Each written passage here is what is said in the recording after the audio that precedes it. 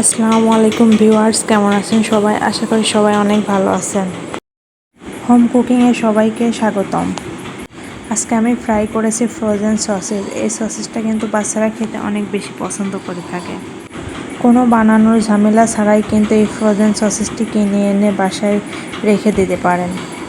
বাচ্চাদের টিফিনে অথবা বিকেলের নাস্তায় কিন্তু এটি বাচ্চাদের ফ্রাই করে দিতে পারেন। চলুন প্যাকেটটি খুলে দেখা যাক সসেজগুলো কাঁচা অবস্থায় দেখতে কেমন। প্যাকেটে কিন্তু 12টি সসেজ ছিল। আমি সেখান থেকে 6টি সসেজ বাচ্চাদের ফ্রাই করে দিব। সসেজগুলো ফ্রাই করার জন্য আমি প্রথমে চুলায় একটি প্যান বসিয়ে দিয়েছি।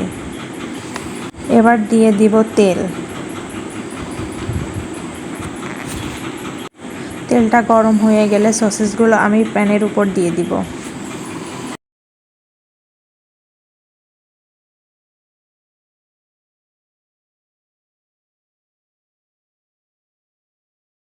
সসেজগুলো দেয়া হয়ে গেলে এবার আমি সবগুলো সসেজ উল্টে পাল্টে ভালো করে লাল লাল করে ভেজে নিব।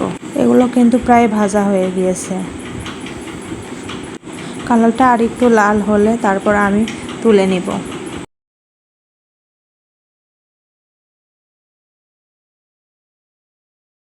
দেখুন সসেজগুলো ফ্রাই করার পর কেমন হয়েছে।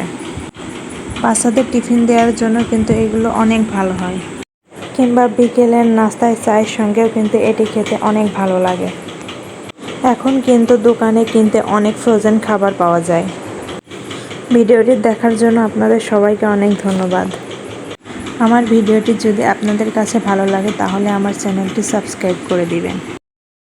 ভিডিওটি দেখার জন্য আপনাদের সবাইকে ধন্যবাদ।